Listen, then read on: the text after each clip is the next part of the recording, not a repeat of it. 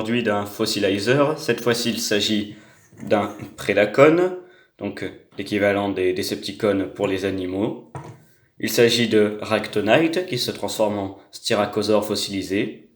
Donc vous pouvez voir plusieurs nuances de gris avec du blanc, vraiment très joli.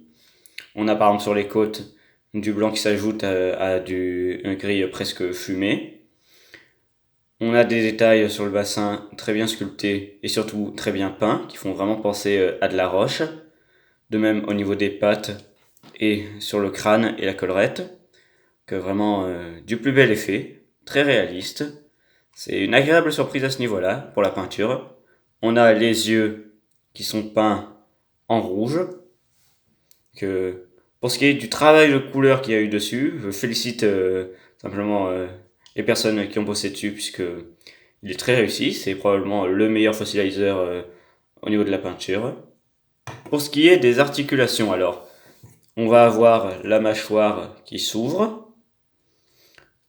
Il peut bien évidemment faire le 360 pour peu qu'il ait la nuque complètement brisée.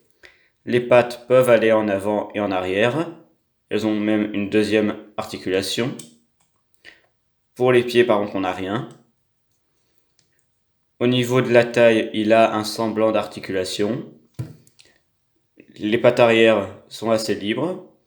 On a notamment le premier genou et ici ce qu'on pourrait appeler chez un dinosaure le deuxième genou qui est en fait la cheville qui peut aller sur les côtés.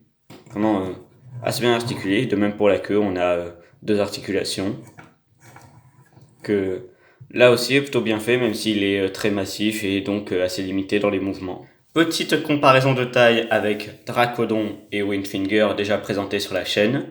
Donc on peut voir que pour un Deluxe, il est surtout plus massif que haut, contrairement à Windfinger qui était quand même assez fin. Et Dracodon, quant à lui, était un corps classe, donc c'est assez logique qu'il soit petit finalement. Sinon, il s'incorpore vraiment très bien, il poursuit un peu le style qu'on avait déjà vu sur Windfinger, à savoir un aspect vraiment rocheux, là où Dracodon se permet plus de liberté à ce niveau-là. Pour ce qui est de la transformation, alors, comme un peu tous les fossilizers, vous allez devoir simplement séparer plusieurs parties, comme ceci.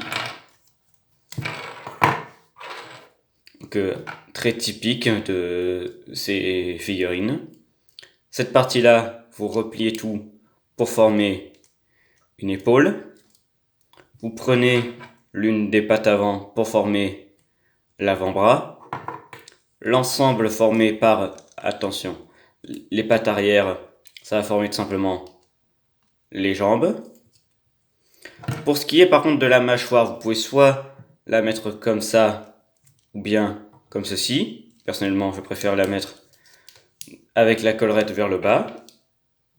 Et après, ça c'est à chacun de la mettre comme il veut.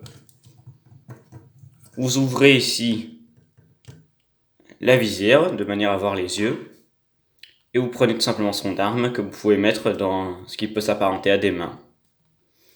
Et ainsi, Ractonite est transformé. Que dire à part qu'il en impose, il est vraiment très gros, notamment la pièce du torse qui est très massive, de même pour les épaules qui vont beaucoup en hauteur et qui sont assez larges. On a donc la tête avec des yeux bien rouges et un masque noir. Vous pouvez la refermer comme ceci pour former une sorte de masque. Bon, personnellement, je préfère la laisser ouverte. On a pas mal de détails, encore une fois très jolis, un peu comme sur le mode un dinosaure, à savoir donc un effet presque de roche. Pareil pour la pièce de l'entrejambe. Dans le dos, bon, c'est assez propre, mais globalement c'est des pièces qu'on voyait déjà sur le dinosaure.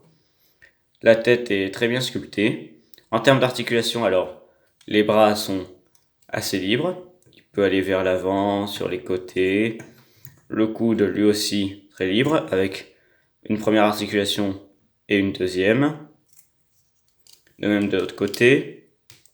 Voilà, donc vraiment bien pensé sur ce niveau-là. Il a une articulation à la taille. Il peut faire le grand écart, que vraiment très permissif. On n'a quasiment pas de limitation, sauf quand les pièces finissent par taper les unes dans les autres. Le genou fait un 90 degrés sans problème. et l'articulation des pieds va seulement vers l'extérieur et l'intérieur. Pour conclure, eh bien, c'est une très bonne figurine, très bien peinte, c'est vraiment, je pense, sa plus grande qualité, avec pas mal d'articulations qui ne sont pas limitées contrairement à ce qu'on pourrait penser, malgré le fait qu'il est très massif. C'est sans doute le fossilizer le plus massif que l'on ait eu à l'heure actuelle. Vraiment, à prendre si vous le pouvez, il coûte pas très cher, c'est un Deluxe, donc on est aux alentours des 20 à 25 euros. Une superbe pièce à avoir dans sa collection, et qui pourra sans souci garnir les rangs des Predacon. Sur ce, on se dit à une prochaine pour une nouvelle review. Allez, salut!